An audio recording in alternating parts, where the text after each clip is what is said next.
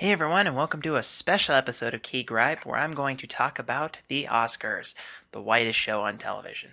Um, yes, as much of a controversy as the Oscars were this year, it is still something that, I do like to, look at and say, did they get it right? Now, here's kind of the caveat before I get started. I am not saying that the Oscars, that everything here are in fact the best movies of the year. Now, granted, some of them, I do agree, were some of the best movies of the year. Um, but my assessment is more, did they get it right in the categories? And I'm just going to be looking at a few categories here. I'm not going to look at the whole because I don't care about every category. Sorry, makeup, but so I'm going to go with the big ones. I'm going to go with writing, um, acting, directing, picture, and then what surprised me the most. So um, let's take a look at the movies that won Oscars this year. So this past weekend. So starting with the writing. Writing is one of my favorite categories. My two favorite categories are direction and writing because those are the ones I think define movies. Is how the movie looks, how the movie is artistically presented, as well as how it's written, what the story is, how the dialogue is presented. So those are the two categories that I think are the biggest. So I'm going to start with writing though, of in terms of it was the first category that they started with tonight. So best screenplay written directly for the screen. Now, the winner of this one was Spotlight. And the question is, do I agree or do I disagree? And the answer is yes, I absolutely agree. Spotlight deserved this. In that category, there were some heavy hitters. There was Bridge of Spies, Ex Machina, Inside Out, and Straight Outta Compton, all of which could have easily won this. Now, do I think Spotlight should have won? Absolutely. If Spotlight hadn't won, which movie do I think should have won? That one's a really tough one, and if I had to go with any of the ones that are here, it would definitely be Ex Machina. That movie was fantastic on so many levels, as a unique unique creative story, as well as just the movie itself is just mind blowing. I definitely would have chosen Ex Machina. Inside Out would be a close one after that, but Ex Machina is the one. If it hadn't been Spotlight, I would have voted for Ex Machina, but I do think Spotlight deserved to win that one. In the adapted screenplay, the winner was The Big Short. Now, do I agree or disagree that this should have won? And the answer is I don't know, because of the movies in this category, I only saw two of the five, and from what I've read, The Big Short certainly deserved it. So it sounds like yes, it did deserve it. Um, just in terms of the writing, which is why it won, WGA awards, it won PGA awards, Producers Guild awards, which means it did something right. And usually that comes from having a lot of people have said they had no idea what the movie was about because of the dialogue and stuff like that, which is important because it's a movie about something that's real. Um, Whether or not it's deserved it, I don't know. But if I were to choose this category, what would I have chosen? This one, I would have gone with a dark horse, something that I personally loved, which was Brooklyn. I thought Brooklyn was done extremely well, and really captured this. I don't know what the original story was, but it certainly captured a fantastic story in that, and so I definitely would have picked Brooklyn to win that. But it sounds like The Big Short is what deserved to win. All right. Best performance by an actress in a supporting role. So, supporting actress. This one went to Alicia Vikander for The Danish Girl. Do I think she should have won? Yes. Do I think she should have won for this role? No.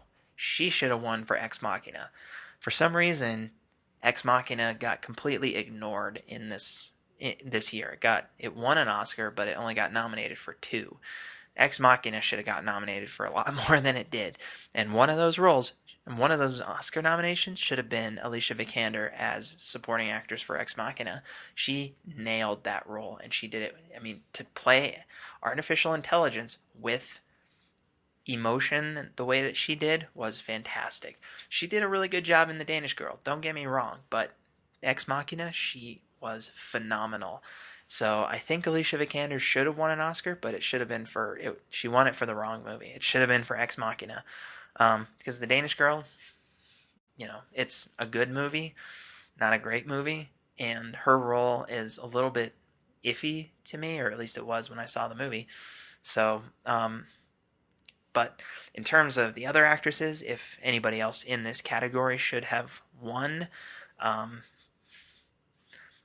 yeah, it probably could have been either Alicia Vikander or Rooney Mara. Rooney Mara is, a fantastic actress. In this case, she would have won for Carol. Um, so then let's go to Best Supporting Actor. So Best Supporting Actor went to Mark Rylance for Bridge of Spies. Did he deserve it? Yes, he definitely did. And this was a tough category for me because I look at, I haven't didn't see all the movies, but you got Christian Bale, you got Tom Hardy, Mark Ruffalo, and Sylvester Stallone against Mark Rylance.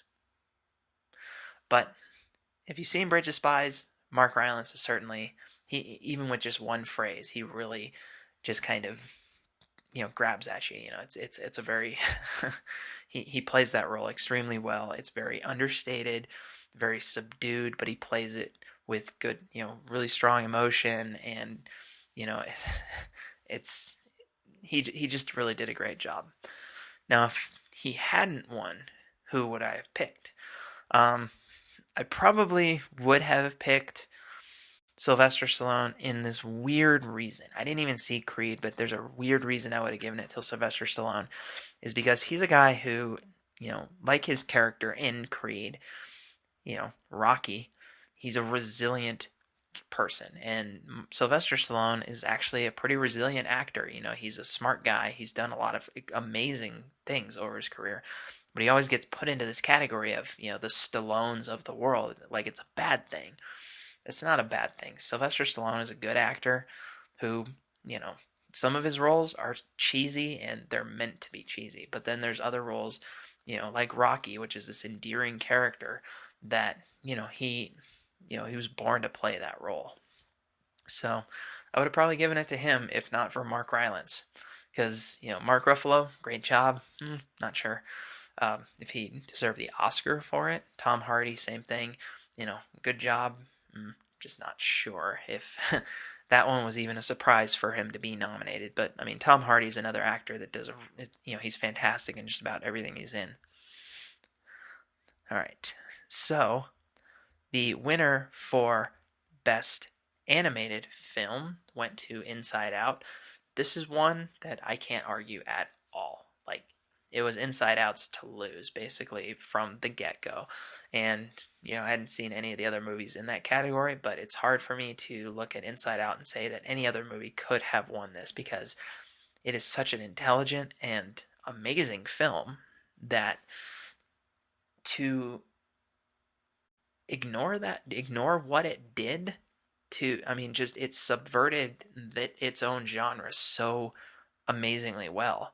And it's rare that a movie like that comes along and can do so well commercially as well as, on an artistic and intellectual scale to be able to do that. So Inside Out absolutely deserved, and I can't pick another movie that would have unseated it. There's no other movie that came out this year that even came close to Inside Out. Excuse me. Best performance by an actress in a leading role. This one was Brie Larson's to lose. So did she deserve it? Yes. Have I seen that movie? No. But everything I've heard about it is she is just phenomenal. So once I see it, I'll confirm or deny it. But the question is, though, is that who I would have picked? Obviously, since I haven't seen it, I can't say that she did or did not deserve it. But if I had picked, I would have gone with Saoirse Ronan. Again, Brooklyn is one of those movies. It's that little movie that could. It didn't win anything. It only got nominated for 3 Oscars, but those 3 Oscars that it was nominated for, picture, actress, and writing. Right there it tells you that the movie itself is a strong film. The actress who carries that movie is a strong actress, and the writing is really well done, which is exactly what this movie was. It was an extremely well done story. And Saoirse Ronan, this is not the last Oscar nomination she's going to get, because she's a fantastic young actress. Much like Jennifer Lawrence, who was nominated for Joy, which, not a great movie, but it definitely a movie that she owned. Saoirse Ronan owned Brooklyn, and I know she's going to, another role that she's going to get. She's going to continue to hone her craft. And one of those, one of these days she is going to be holding an Oscar herself. Okay. Best Actor in a Leading Role. This one, again, was somebody's to lose, and in this case, it was Leonardo DiCaprio. Leonardo DiCaprio has been nominated for Best Actor 5 times. So eventually he's going to win. Just, the law of averages, eventually he's going to win. Or he would just continue to be, like Henry Fonda, he'd be, 70 years old by the time he actually wins one. But in this case, he did win it for The Revenant. Did he deserve it? Absolutely. The movie is a challenging film to get through, but it survives on 2 things. It survives on the amazing direction of Alejandro Inarritu, sorry. The amazing direction, as well as Leonardo DiCaprio's performance, which is just his entire heart is in that character, and it's an extremely difficult role that he had to put himself through to actually succeed in that, and he earned this Oscar. This isn't just necessarily a lifetime achievement, as people say. It might be considered that way, but at the same time, it's also him putting so much effort and work into this role, and he nailed it. The other actors in this category, you got Matt Damon, you got Bryan Cranston, Michael Fassbender, Eddie Redmayne. Right there, you have a heavy-hitting ballast of people that any one of them could have walked away with this statue if not for how just solid The Revenant was. Because who else would I have given it to in that category? I don't know. Michael Fassbender, great actor, just played Steve Jobs. Probably. Eddie Redmayne did a pretty good job. Not with a great story, but he did a pretty good job. Matt Damon, probably not, because, The Martian was entertaining, but I don't know if I'd call it Oscar-worthy of at least that. Bryan Cranston, yeah, but he's not Walter White in this one. Sorry, buddy. He's going to be Walter White until he dies for me. So yeah, Leonardo DiCaprio, congratulations, finally getting your Oscar, and hope he enjoyed those cookies. All right, so big ones. Best achievement in directing. This one went to Alejandro Inarritu for the 2nd year in a row. That's pretty big. It's been a while since we've seen a director win it 2 years in a row. He absolutely earned it, because The Revenant is one of the best directed movies I've seen in a long time. It is so beautiful. It is such a gorgeous film to look at, and it's so well constructed as a visual narrative. The story narrative, not as much, but the visual narrative is unmatched by so many other movies. But if he hadn't won, who would I have given it to? The other person who took something and made just an incredible visual narrative this year, and that would have been George Miller. As weird and mind-blowing as it would be to see George Miller win Best Director for Mad Max, he earned this nomination. Mad Max is an achievement in so many ways, and George Miller, if Inarritu had not created an artistic masterpiece in The Revenant, George Miller should have won. Because you have Adam McKay, he's a good director. In The Big Short, I'm sure it's a great movie, but Mad Max Fury Road it's a one-of-a-kind movie, or something we haven't seen of this caliber in a long time. Tom McCarthy for Spotlight, also a very good choice, but the choices in Spotlight are more on the writing side. The direction is good, but I wouldn't say it's something that challenges the viewer in the same way that movies like The Revenant and Mad Max do. Maybe it's because I want my director to do something extraordinary, which both of these movies did. Mad Max and The Revenant were both extraordinary movies. So if Inarritu, who's one of the best directors out there, had not created this just mind-blowing masterpiece, I would have given it to George Miller. So now, before I get to the big one, I just want to look at the one that I was happiest to see, as well as the one that kind of surprised me the most. So one that I was happy to see was, whether or not I agree with it fully or not, was Ennio Morricone winning for The Hateful Eight, winning for Best Score for The Hateful Eight.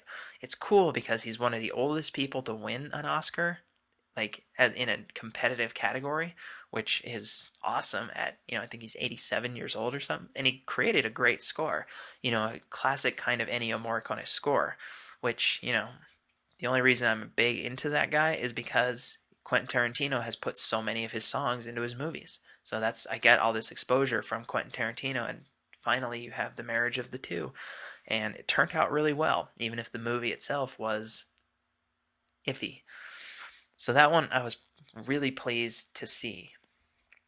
Now, the one that surprised me the most, and I'm not going to say it displeased me, I'm just going to say it surprised me, was Ex Machina winning for visual effects. Up until that point, Mad Max was just taking every single technical category with the exception of cinematography. It took makeup, it took sound, it took editing. I mean, Mad Max was cleaning up on the technical side of it.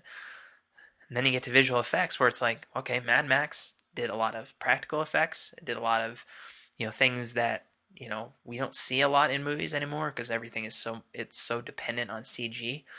But yeah, they gave it to Ex Machina, which I really cannot disagree with that. Ex Machina was, I mean, it's such a small movie and it does so much, not just on the story side, but on just, the visual narrative, the story narrative, the acting, the atmosphere, everything about Ex Machina is phenomenal. And the fact that it won visual effects speaks to how well it crafted this film.